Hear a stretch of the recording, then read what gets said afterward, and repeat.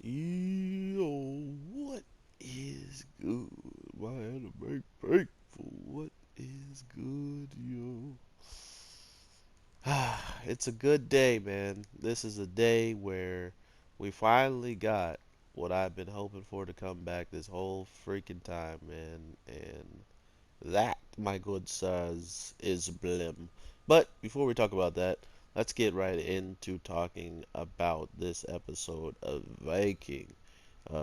Definitely interested in how they're going to let Thorfinn like live his life. Cause think about this: this man has done completely enough. He has done more than enough to be able to get his, his match. But it's almost as if the main guy he wants to fight is becoming more intelligent enough to understand he's probably gotten older, and Thorfinn has only literally been getting sent out on the front lines as a scout. So every single time this man has been out to literally do something, he's always been the first one in, you know? So to think that you're then going to have to fight the person who's literally never not seen the front of the battle. And I mean, to be fair, they've all seen quite a bit of the front lines, right? Like the way they fight isn't cowardly in the slightest. They have to go in and take all of the hits that they want to dish out and stuff. So there's nothing really to say that they're not getting that much action. It's just that once you're a scout, once you're someone that's literally the first one in, the last one out, at time for Thorfinn, he's the last one out because they're forcing him to still. A scout is not supposed to necessarily fight as hard as the other soldiers because, like they were saying, the messenger usually gets shot. So why would you get rid of your best messenger you've ever had and just be okay with it? So that if you have a messenger like him, you should probably upgrade him past messenger, because not only does he take the captain's head this week, and the thing that he actually was supposed to take with a head with a helmet, which he ends up doing, and after taking said head, he literally had to jump into the ocean to go get it because he really did not want to miss out on his chance to challenge this man. But being the way how he is, it's almost as if that's never going to happen if he has it his way. If he keeps having these convenient reasons why they can't fight and stuff like that. Which, funny enough, Thorfinn kind of has to just go for it, right? He's kind of just like, ah, crap, like I can't. I could, just say screw it and fight him, but it wouldn't be a fair fight, He's gonna have to fight practically everybody in that case if he just ends up going against him, in my opinion. I don't think his soldiers would allow that to happen if he didn't say he wants to do a duel. He would just probably be like, "Well, take him out, boys." Like why wouldn't you in that case? Just had cheat your way out, just like how you always cheated your way out. Plus, with this move that he's just did to get all of his comrades like this much gold and stuff like that, you gotta imagine the pedestal for him and his comrades had just like rose up ridiculous on how much they actually want to champion him and follow him. But at the same time, they got all that gold, they got all that stuff, and it was only thanks to Thorfinn for making the alliance, right? Like if it wasn't for him being a good scout and literally not fearing his own life and showing cowardice and stuff like that in front of the person he's trying to get recruited by or trying to recruit you guys by, it would have been a whole different story, right? Like it would have been one of them going in talking too much trash or not even doing what they're supposed to do and then dying just like how he pictured it. The messenger always dies. But in this case, the messenger is so smart that he knows what type of situation he's in. So to die in that situation, he knew war was going to come. So he didn't even really have that much of a scared face on. He's just like, well, if I die, at least I know all of you will die after me, because these guys are going to go in. All the people that I have on my side are going to show up and absolutely massacre you. So, yeah, go ahead and destroy me. Beat me up. Take me out.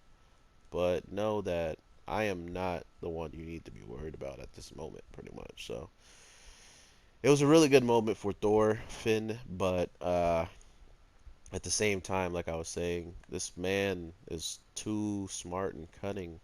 So he's in a position to pretty much just play it off like nothing's ever happening, right? Like, oh, you wanted to fight me? Oh, I'm so scared. He does all that stuff, still treating him kind of like he's a kid that just wants, that one thing a kid always wants in this situation. But for this kid, it's a battle to the death. But he treats it as if the kid's asking for a toy or something. He's treating him like it's just something he just won't shut up about. And finally, he tells him the true requirements, and then once that requirement is met, he's still like, "Oh yeah, but you didn't. You wanted to do this in the worst place." So they pretty much need to like touch ground and then fight. But the one thing that kind of scares me is, what if this man loses his life before Dorfin could even get his duo, right? Like, how lost will this kid be if he can't even feel what it feels like to avenge his father, even though that's the only reason why he's been out here this whole time, is to do that. So imagine that type of pain, knowing you couldn't do it, and after knowing you can't do it, someone else kills him right in front of you, or you witness his death, and you just are stuck watching. Like, that feels very, very close to what we might get when I watch shows like this. Like, a lot of things are going in his favor to not fight as of right now, but what if there wasn't even a need to fight because he literally gets killed off? So I'm just I'm just spitballing ideas out there. Anything is really possible in anime. That's why I love it so much, is whatever the story wants to be or whatever the story wants to go, anime goes there. Like, they just don't care. They're like, "Oh, this is how the story's going from now on. Goodbye." Like, they just don't care, which I love. I mean, it's not a bad thing. Like, sometimes you can make a story very obvious, and sometimes you can make a story very, very compelling and not obvious. So it just comes down to who is writing the story and how safe do they want to be. Do they want it to be an average, like, oh, and then he found his true enemy, and then that true enemy found him, and then they fought, and then he won, and then it's over. There's a really traditional ways of going of storytelling where there should be a good ending usually. But if they don't go that route and they actually just, do what they want to do and make this story brutal or make this story not as brutal, I really don't care either way, because I want to see what they interpretate of the story. And if it's not the way I like it, then, oh, boo hoo, I didn't get the way I wanted it to end. Oh, cry, cry, cry. But if it's still good, then I don't care, right? Like, as long as the story ends up being good and I could want to watch it again, or tell other people to watch it, that's all that I'm looking forward to. And that's one of the best parts of what I get to do, is watch shows that I just literally enjoy. I can tell you everything about these shows I enjoy, but it's kind of obvious now, right? Like, it should be obvious anyway why I love most of these shows, and if not obvious, then I'll tell you in a separate video, or maybe when I find another show that I fall for as hard as I do with these shows that I'm watching now.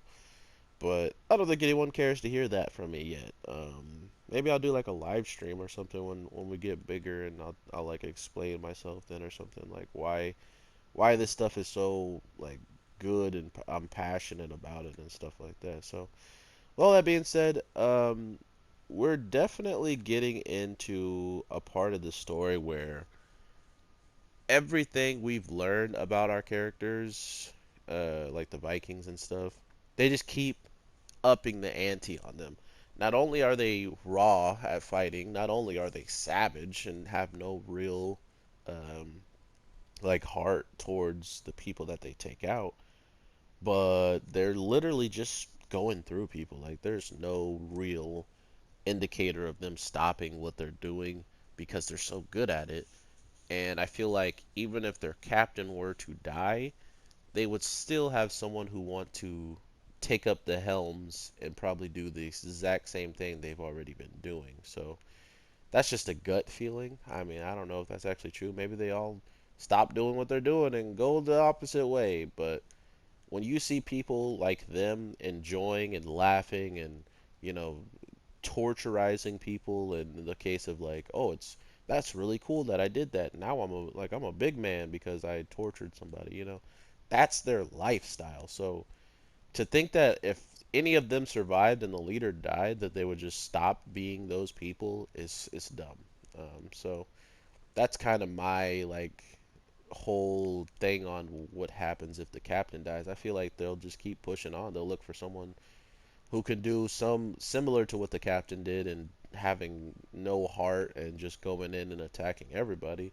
Almost like his sub, like his right hand man guy would be perfect for that job, you know? So he's already got someone that's clearly going to be the next leader if anything happens to him already.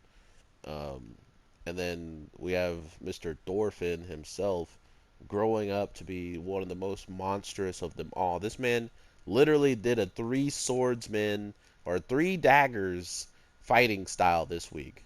Three daggers. This man watches so much One Piece, it hurts. Nah, but shout out to all the real Zoro fans out there, man. He did Zoro justice by straight up chopping this man's head clean off his body. Um, sure, the third dagger I think it was probably like more of a sword kind of, but he literally was holding two daggers in his hand and one in his mouth. So I just have to put it out there that that's very close to a Zoro-esque moment, you know. So very hype on that part. But overall, we're definitely going to probably keep getting these hype episodes in the grand scheme of seeing Thorfinn do these ridiculous things to probably find out that the people who or the person that he wants to take on will keep trying to escape his challenge as long as there's good cause to do it. So he really needs to like wait until everybody's settled down, eaten in a village, and try to attack like the first time. But it seems like the way that they've been moving, the way that they continuously go out and do stuff, there's no real time for that. And that seems to be the main guy's, you know, overall goal is to stall out this battle between the two of them, which I think the audience and everybody who's watching this show is looking the most forward to. And out of everyone who's not looking forward to it is him, the guy who doesn't want that battle, right? So I can't wait to see what you guys are thinking of this show. It's getting pretty hype. Some people have already stressed to me that it's not their favorite shows, but at the same time, they're not telling me that they're gonna drop it and don't want to watch it anymore. You know what I mean? So regardless of what you do, I will be here watching the show, enjoying myself. So if you don't enjoy it and I post it, I apologize that you have to see it on my channel. But after I'm done, there will always be other content coming out behind it because, man, did we get some good stuff this week, or this day, I should say, anyway. So I will talk to you in the next one. So with all that being said, take care and peace.